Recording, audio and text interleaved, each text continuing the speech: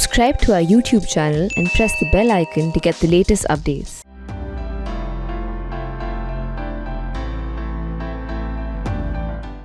Real estate Supertech को supreme court से लगा झटका।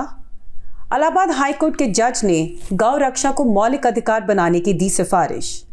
और दिल्ली की एक निचली अदालत ने 2020 नॉर्थ ईस्ट दंगों में की तीखी टिप्पणी। नमस्कार, मैं भद्रा सिन्हा और मैं अपूर्वा मंधानी, और हम आपके सामने एक बार फिर ले आए हैं हमारा ये साप्ताहिक शो कोर्ट अनकोर्ट, जिसमें हम आपको पिछले हफ्ते हुई बड़ी कोर्ट की डेवलपमेंट्स के बारे में बताते हैं। इस हफ्ते हमारे पास आपके लिए सबसे पहली खबर जो है वो है सुप्रीम कोर्ट से सुपरटेक बिल्डर्स के बारे में। बिल्कुल अपूर्वा, पिछले हफ्ते रियल एस्टेट कंपनी जो है सुपरटेक, उसको सुप्रीम कोर्ट से एक बहुत ही बड़ा झटका लगा है। दरअसल सुप्रीम कोर्ट ने सुपरटेक के एमरल्ड कोर्ट टावर प्रोजेक्ट में 2 40 मंजिले टावर्स को इलीगल करार किया, और इलीगल ठहराते वक्त सुप्रीम कोर्ट ने यह भी निर्देश दिया कि इन दोनों टावर्स में जिन लोगों ने फ्लैट्स खरीदे थे उनको 12% के साथ पूरा पैसा वापस कर दिया जाए। इसके पहले कि अपूर्वा आपको इस जजमेंट के बारे में जानकारी दे, मैं आपको थोड़ा केस के बारे में बता देती हूँ, डिटेल्स बता देती हूँ। दरअसल जो ये एमरल्ड कोर्ट प्रोजेक्ट है, ये नवंबर 2004 में सुपरटेक ने बनाया शुरू किया था। ये नोएडा एक्सप्रेस के एरिया में स्थित है, और जब ये प्रोजेक्ट शुरू हुआ था तो इसमें केवल 14 9 मंजिले टावर्स थी, केवल 14 थी। मगर जब ये जब इनमें टावर्स कुछ बन चुके और वहां पे लोगों ने रहना शुरू किया, तो बीच में ही सुपरटेक ने जो वहां का जो प्लान था उसमें थोड़ा बदलाव लाके ये 2 नए टावर्स की कंस्ट्रक्शन शुरू कर दी। और इन 2 नए टावर्स में शुरू में 24 मंजिलें होनी थी, मगर धीरे धीरे उन्होंने इसकी हाइट बढ़ा के 40 मंजिल तक कर दी। अब जो वहां की रेजिडेंट वेलफेयर एसोसिएशन थी पूर्वा, उन्होंने इस चीज का, इस बदलाव का, प्लान में जो बदलाव हुआ उसका विरोध किया।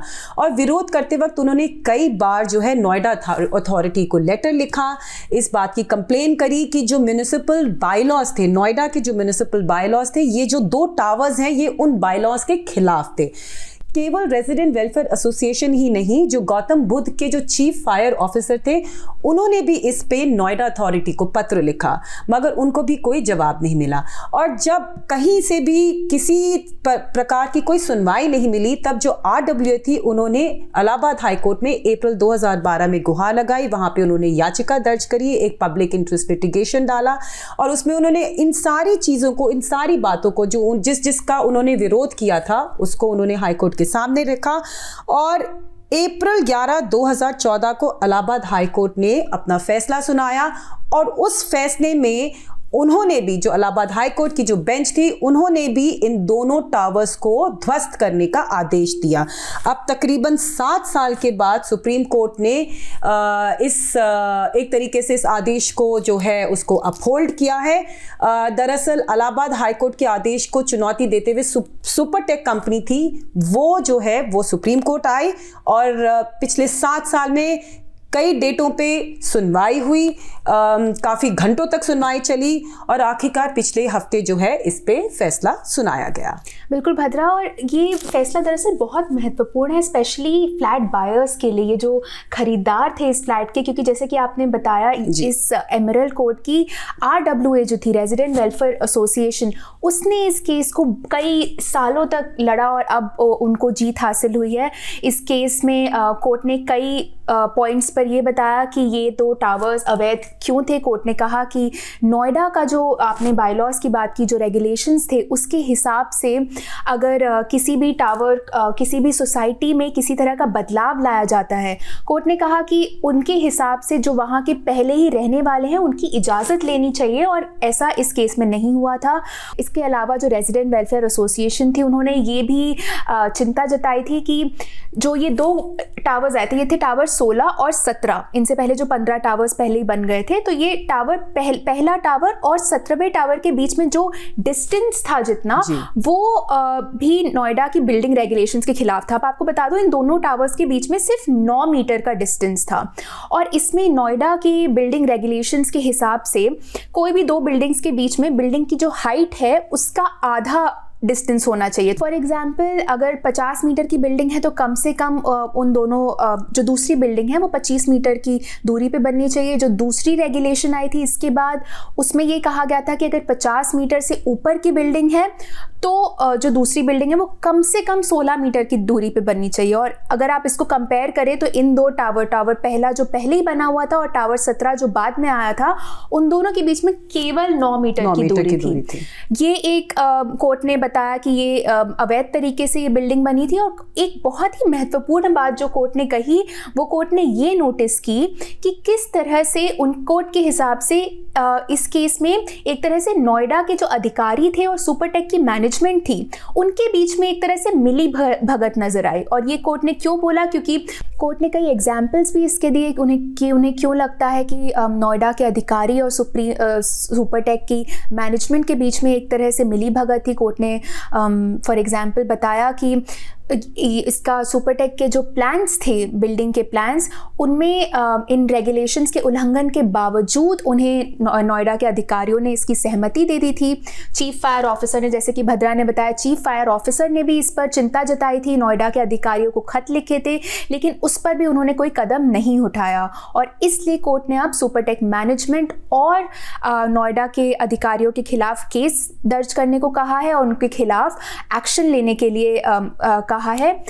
एक और महत्वपूर्ण बात जो कोर्ट ने कही वो थी जो फ्लैट बायर्स हैं उनके अधिकारों के बारे में। कोर्ट ने ये कहा कि आजकल बहुत ज़्यादा अवैध निर्माण सामने आ रहे हैं और ये कई बार अधिकारियों और बिल्डर्स के बीच में एक तरह से मिली भगत से ही सामने आते हैं और इसमें सबसे ज़्यादा जो भुगतना पड़ता है वो फ्लैट बायर्स को भुगतना पड़ता है। और इसलिए ये बहुत ही अच्छी खबर है फ्लैट बायर्स के लिए। इनफैक्ट हमारी सहकर्मी तनुश्री पांडे ने इस पर स्टोरी की है कि किस तरह से सुप्रीम कोर्ट की जजमेंट के बाद एमरल्ड कोर्ट टावर की रेजिडेंट वेलफेयर एसोसिएशन में एक तरह से त्योहार का माहौल था, लड्डू बट रहे थे। वो बहुत ही खुश थे कि उन्हें 9 साल के बाद फाइनली जीत हासिल हुई। बिल्कुल, ये जैसा कि अपूर्वा ने बोला, ये जो जजमेंट है ये फ्लैट ओनर्स के अधिकारों के लिए एक बहुत ही बड़ा और महत्वपूर्ण जजमेंट है। जो अगला ऑर्डर है हमारे पास आपके लिए वो बहुत ही दिलचस्प ऑर्डर है। वो इलाहाबाद हाईकोर्ट से आया है, आपने शायद इसके बारे में कहीं कुछ पढ़ा भी होगा। ये इस ऑर्डर में इलाहाबाद हाईकोर्ट ने गौ रक्षा को एक मौलिक अधिकार बनाने की सिफारिश की है और कोर्ट ने ये भी कहा है कि सरकार को एक ऐसा कानून लाना चाहिए जिससे गाय को राष्ट्रीय पशु घोषित कर दिया जाए। अब ब्रीफ में अगर आपको शॉर्ट में इस केस के फैक्ट्स बता दो, इसमें दरअसल जावेद नाम के एक लड़के ने इसमें बेल एप्लीकेशन फाइल की थी कोर्ट में। उसके खिलाफ जो FIR फाइल हुई थी उसमें खिलेंद्र सिंह ने FIR फाइल की थी। उन्होंने बोला था कि फरवरी में एक रात अचानक से उनकी गाय चोरी हो गई और जब अगले दिन वो गाय को ढूंढने निकले तो उन्हें उनकी गाय कटी हुई हालत में मिली 2-3 और गायों के साथ। और वहाँ पे उन्होंने जावेद और उनके कुछ साथियों को भी देखा। इसके बाद जावेद की गिरफ्तारी हुई और अब जावेद ने ये बोला था कि उनके खिलाफ ये गलत इल्ज़ाम लगाए जा रहे हैं और उन्होंने बेल की मांग की थी। अब इस ऑर्डर में कोर्ट ने बहुत ही डिटेल में गाय के बारे में बात की। इनफैक्ट 12 पेज का ऑर्डर है और तीसरे पेज से कोर्ट ने गाय की इम्पोर्टेंस और कितनी महत्वपूर्ण है वो हमारी संस्कृति में लगभग 11वें पेज तक कोर्ट ने इसके बारे में बात की है। जी, ये ऑर्डर बहुत ही दिलचस्प ऑर्डर है अपूर्वा, और ये कोई निर्देश या कोई फैसला नहीं है, मगर ये एक तरीके से उन्होंने सुझाव दिया है।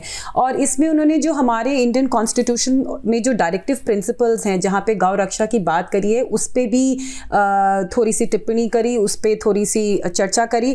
और एक उन्होंने बड़ी ख़ास बात ये बोली कि जो मैं ऑर्डर से ही पढ़ना चाहूँगी कि कुछ लोगों को जीभ का स्वाद लेने के लिए किसी के जीवन का अधिकार नहीं छीना जा सकता है और जीवन का अधिकार हत्या के अधिकार से ऊपर है और गौ मांस खाने का अधिकार कभी भी मौलिक अधिकार नहीं हो सकता है। तो दरअसल अपने इस ऑर्डर में जो जज साहब हैं उन्होंने इस जो पूरी डिबेट चल रही है कि जो खाने का अधिकार है हमारा वो एक मौलिक अधिकार है, तो हम जो भी खाना चाहते हैं वो खा सकते हैं। तो जो गाय मांस की बात जहाँ तक चल रही है उसको लेके जज साहब का ये कहना है, कोर्ट का ये मानना है कि ये किसी का मौलिक अधिकार नहीं हो सकता है और गाय को एक राष्ट्र पशु जो है, जैसे अपूर्वा ने बताया, डिक्लेयर क्लियर करना चाहिए।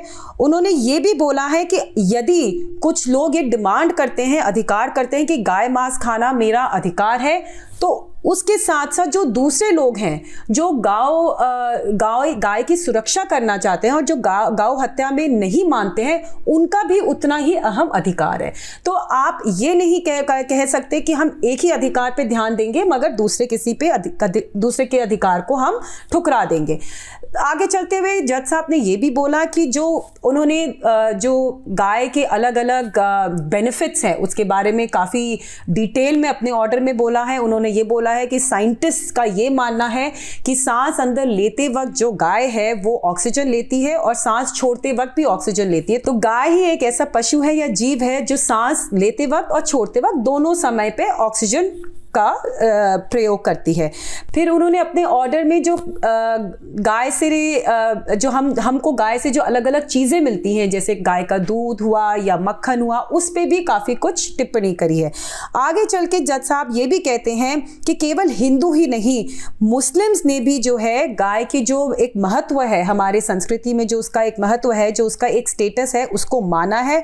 क्योंकि जो मुस्लिम जो रूलर्स थे हमारे देश के, यानी कि बाबर, अकबर, हुमायूं, उन लोगों ने भी जो गौ हत्या पे एक तरीके से बैन लगाया था, स्पेशली फेस्टिवल्स के दौरान।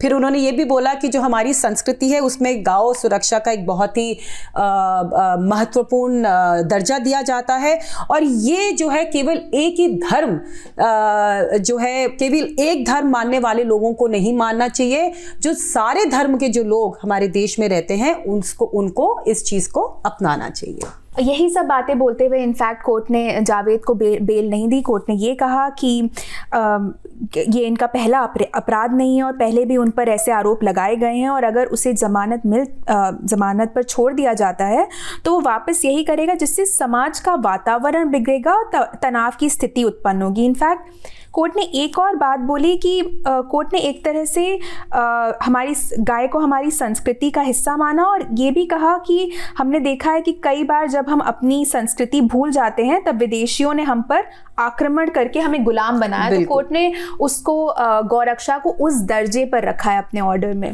बिल्कुल। अब जो तीसरा ऑर्डर है हमारे पास वो दिल्ली दंगों पर है। आपको एक बार फिर शॉर्ट में बता रही हूँ। इसमें कोर्ट ने 3 लोग शाह आलम, राशिद सैफी और शादाब को इसमें डिस्चार्ज कर दिया, ये कहते हुए कि जो सबूत सामने आए हैं वो उनके खिलाफ चार्जेस फ्रेम करने के लिए काफ़ी नहीं है। ये 2 केसेस थे, दोनों ही केस 25 फरवरी 2020 में दयालपुर में फाइल हुए थे। भद्रा आप जी अपूर्वा, और ये जो ऑर्डर है ये एडिशनल सेशंस जज विनोद यादव जी का है।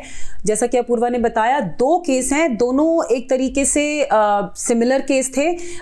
जो 2020 फरवरी में नॉर्थ ईस्ट में जो दंगे किए गए थे उनसे जुड़े हुए केसेस थे और इन दोनों केस में कोर्ट ने जो है बहुत ही सख्त टिप्पणी करी है दिल्ली पुलिस के खिलाफ, उनके इन्वेस्टिगेशन और उनके प्रोब को लेके।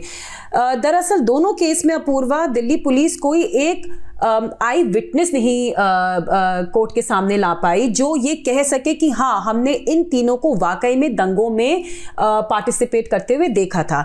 जितने भी विटनेसेस थे इस केस में वो सारे या तो पुलिसकर्मी थे या एक कंप्लेनेंट था और उसके साथ साथ पुलिस के पास कोई टेक्निकल एविडेंस भी नहीं था। कोर्ट ने ये इस बात को दोनों ऑर्डर्स में बोला कि सीसीटीवी फुटेज जो है दोनों केसेस में नहीं थे, जबकि सीसीटीवी वहां पे उस वक्त इंस्टॉल थे। अब इस चीज का जो है दिल्ली पुलिस ने जवाब भी दिया कि दरअसल दंगों में जो है सीसीटीवी जो वहां पे इक्विपमेंट था उसको डिमोलिश कर दिया गया था, उसको जो राइटर्स थे जो दंगों में हिस्सा ले रहे थे उन लोगों ने उनको तोड़ दिया था। मगर इसके बावजूद कोर्ट का ये मानना था चलिए अगर आपके पास सीसीटीवी फुटेज नहीं है तो कॉल डिटेल्स रिकॉर्ड होनी चाहिए, क्योंकि जो कॉल डिटेल्स रिकॉर्ड थी वो भी इस बात को साबित नहीं कर पा रही थी कि जो ये 3 लोग थे ये वहां पे उस टाइम पे मौजूद थे। और इसमें से जो खास बात यह है कि दोनों में से जो एक केस था अपूर्वा उसमें 18 कंप्लेनेंट्स थे और 18 कंप्लेनेंट्स का मतलब आप ये समझ सकती हैं कि कितना जो है डिवास्टेशन हुआ होगा उस टाइम पे। मगर उसके बावजूद भी कोई इंडिपेंडेंट या कोई स्वतंत्र विटनेस नहीं था इस केस को लेके। तो ये सारे सबूत और जो भी इन्वेस्टिगेशन पुलिस ने अपनी कोर्ट के सामने रखी थी, उन सब चीज़ों को देखते हुए कोर्ट का ये मानना था ये एकदम ही वेस्ट ऑफ टाइम है। और उन्होंने एक टिप्पणी भी करी कि ये जो पूरा इन्वेस्टिगेशन इन केसेस में किया गया है ये एक कॉलोसल वेस्ट ऑफ टाइम है कोर्ट का भी। और उन्होंने ये बात भी बोली कि जो इन सब चीज़ों में, इन सब रायट्स या इन सब दंगों में जो सबसे ज़्यादा नुकसान हुआ है वो कंप्लेनेंट्स का हुआ है। मगर चूंकि पुलिस बहुत ठोस सबूत नहीं ला सकी कोर्ट के सामने, इसी वजह से जज ने बोला मुझे इन तीनों को डिस्चार्ज करना पड़ रहा है। तो एक तरीके से, एक तरफ से जहां जज ने इस बात पे चिंता भी जताई कि वो जो कंप्लेनेंट्स हैं उनको जस्टिस नहीं दे पा रहे, मगर कोर्ट का ये मानना था कि जब तक उनके सामने कोई ठोस सबूत नहीं आ सकता वो आगे इन तीनों को ट्रायल के लिए नहीं भेज सकते। तो अपूर्वा, मेरे ख्याल से इस हफ्ते के लिए काफ़ी है। 3 बड़ी खबरें हमने अपने दर्शकों को आज बताई हैं। बिल्कुल भद्रा, और उम्मीद करती हूँ कि आपको ये एपिसोड पसंद आया हो। जैसे कि मैं हमेशा बोलती हूँ, आप प्लीज़ हमें कमेंट सेक्शन में ज़रूर बताएं कि आपको ये शो कैसा लग रहा है, और अगर आपके पास हमारे लिए सुझाव हैं तो हमें वो भी दें। हमें इसी तरह से सपोर्ट करते रहें, हमें सोशल मीडिया पर फॉलो करें और हमारे यूट्यूब चैनल को सब्सक्राइब करें। धन्यवाद।